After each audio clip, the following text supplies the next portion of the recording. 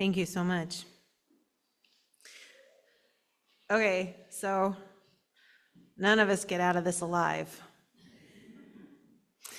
Our mortality is as much a part of our body, a part of us as our bodies, our minds, our experiences and stories, and yes, the grief and all the other feelings that weave through our lives and hearts. Our cultural norms point us toward denying death, distancing ourselves from it, seeing it as the enemy. Now, it used to be that when someone died, the people closest to him or her would tenderly wash the body, wrap it in a shroud, build a coffin, dig a hole, do something concrete with hands, with body, to honor the life that had ended. There was no distance between the living and the dead.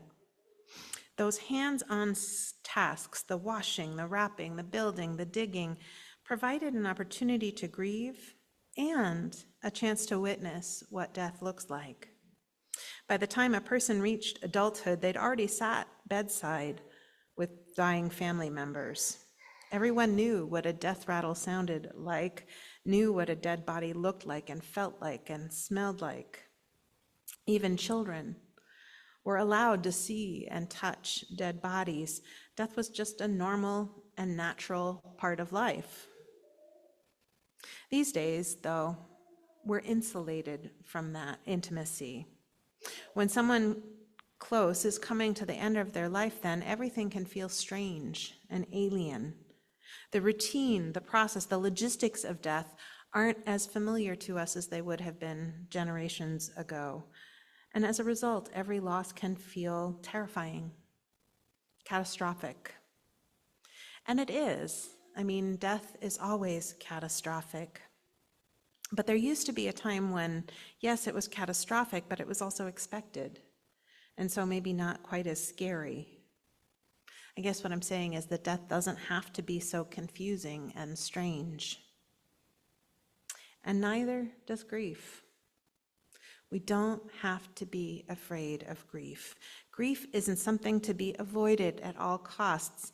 It's a process that helps us heal after loss. I'm going to read you something from Right Protection by Naomi Rachel Remen. At the level of daily life, she writes, there certainly is loss. If we spiritualize it away, we can't use it to grow. If, as Ram Dass suggests, life is the ultimate spiritual teacher, we cannot learn unless we attend school. This usually means allowing ourselves to be touched by life, to participate in it. We learn by experience. The unexperienced life does not teach anybody anything. There are no spiritual shortcuts. She continues, the important thing about the many strategies we use to shelter ourselves from feeling loss is that none of them lead to healing. Although denial, rationalization, substitution, avoidance, and the like may numb the pain of loss, every one of them hurts us in some far more fundamental ways. None is respectful toward life and toward process. None acknowledge our capacity for finding meaning or wisdom. Pain often marks the place where self-knowledge and growth can happen, much in the way fear does. Grieving is the way that loss can heal, yet many people do not know how to grieve and heal their losses. This makes it hard to find the courage to participate fully in life.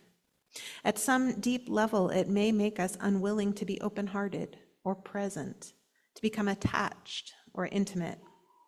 We trust our bodies to heal because of the gift of 1 billion years of biological evolution. But how might you live if you did not know that your body could heal? Would you still ride your bike, drive a car, use a knife to cut up your dinner? Or would you never get off the couch?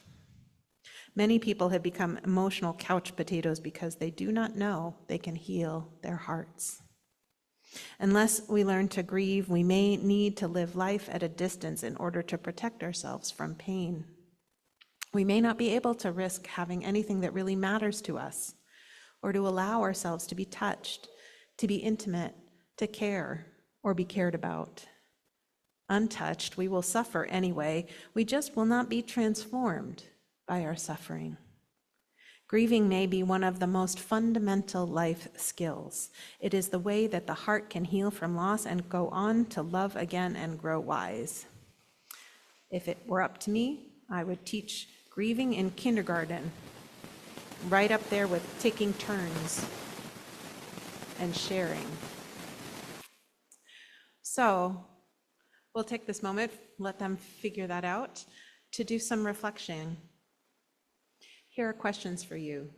How and when did you learn how to grieve? Do you trust your heart to heal? We can learn from our grief without getting stuck in it. We can let it wash over us and through us without being afraid that we will lose ourselves. We can greet grief as a beloved friend. We can let our soul stretch so that it accommodates our grief and still has room for everything else. We can remember the love lost and notice all the ways we carry a legacy of love forward with us. We can trust that no action, no love, however small, is wasted. And trusting that we can love profligately, spreading goodness and joy. So as we move into this Stones of Remembrance ritual, please be easy with yourselves. If the grief rises, let the tears flow.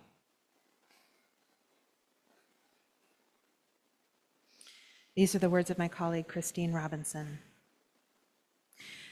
At this darkening time of the year, our thoughts turn to things past, to life retreating, to those who are no longer with us. Images come to our minds of dear companions who once graced our lives, loved ones whom we miss, persons whose lives made an impact on our lives, of all those who were here contributing, caring, and are now gone. Our memories bring both joy and sadness. Let us not push these feelings away, for our recollections attest to the enduring importance of these friends, this love, our memories.